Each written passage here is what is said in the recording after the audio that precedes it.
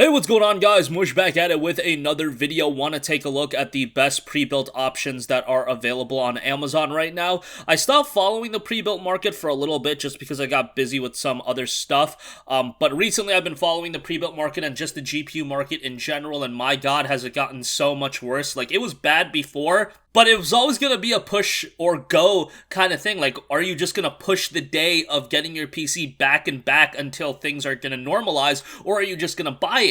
People were saying to wait late last year when PCs with RX 3080s were available for less than 2K. Well, now RX 3080s by themselves are north of 2K.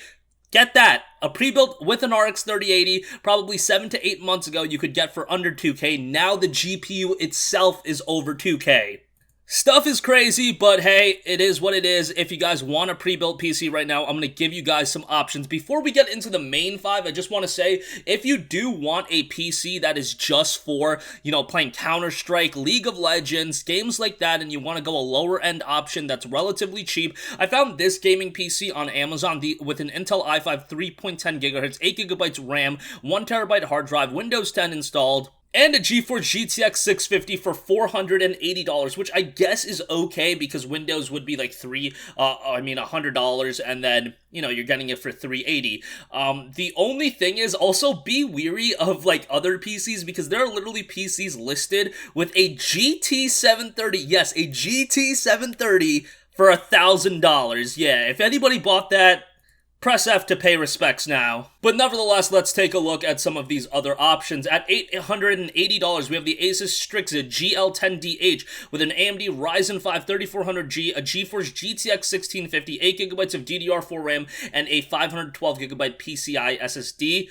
That is, I believe, an NVMe, and yes, it is. So $880 for this is obviously still pretty expensive. To give you guys an idea of how much a 1650 non-super, mind you, goes for, it's about $300. So this PC, value-wise, I'm still not crazy about it, but there's not a lot of options south of $900 that are relatively good. So this one is okay. There is another option, the HP Pavilion gaming desktop with a GeForce GTX 1650 Super. However, you're going with an i3 10100, 8GB of DDR4 RAM, and a 256GB PCIe NVMe with this one. This one is $848, so whichever one you want. If you want to get the HP PC, an i3 is kind of limiting, but honestly, it's not like the worst thing in the world.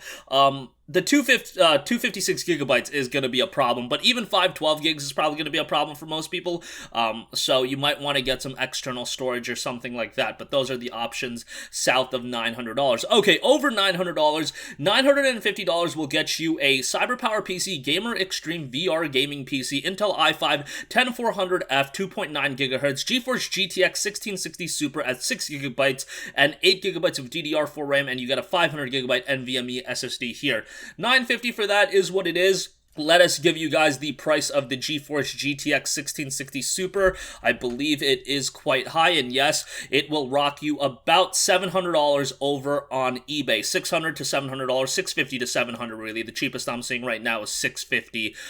So if you factor that in, $650, if my math is correct, you're essentially getting every other part for $300, and that's Windows as well. So, I mean, when you look at it that way, it's pretty good. The GPU is just so pricey that that's what's really inflating the price. But honestly, from a value standpoint, given how expensive the GPU is, this actually isn't the worst option in the world, and out of everything on this list, probably from a value standpoint, is the best pickup. Also, another option similar to that one, the Allied Gamer Stinger desktop with an AMD Ryzen 5 3600, a GeForce GTX 1660 Super, 16GB of DDR4 RAM, a 512GB NVMe SSD. So that is $1,100, so it's a little bit more expensive, but you do get a Ryzen 5 3600, and you do get 16GB of RAM, which is definitely beneficial, and you're spending about $150 more. From a strict value standpoint, I would probably say the CyberpowerPC is still better, but that is another option for you guys. And by the way, a 1660 Super is a pretty good GPU if you're looking to game at 1080p or even a little bit of 1440p, but at 1080p, I think this GPU would be perfect for. Okay, next up, we're going way up in price just because I didn't find any of the, $1,500-ish PCs to be that great.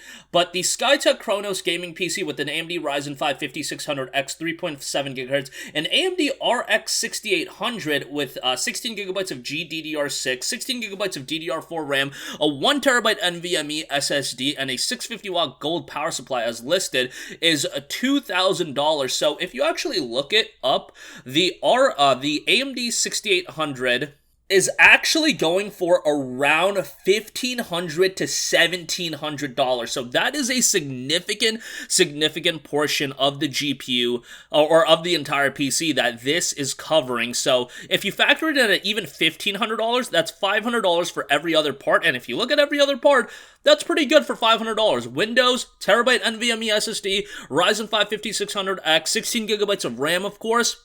All in all, that comes together pretty well from a value standpoint as well. I know a lot of you guys are partial towards NVIDIA GPUs, but the RX 6800 from a value standpoint with this PC, I feel like this is right up there with that $950 PC from a value standpoint, so that is a pretty good option if you're looking for something a little bit higher end. And then lastly, if you do want to go the NVIDIA route, the Skytech Chronos with a Ryzen 7 3700X, an RTX 3070, 8GB, 16GB of DDR4 RAM, once again a 1 terabyte NVMe SSD, and a 650-watt gold power supply as listed is $2,300. So a little bit more expensive. You do get a Ryzen 7 here, but it's a 3700.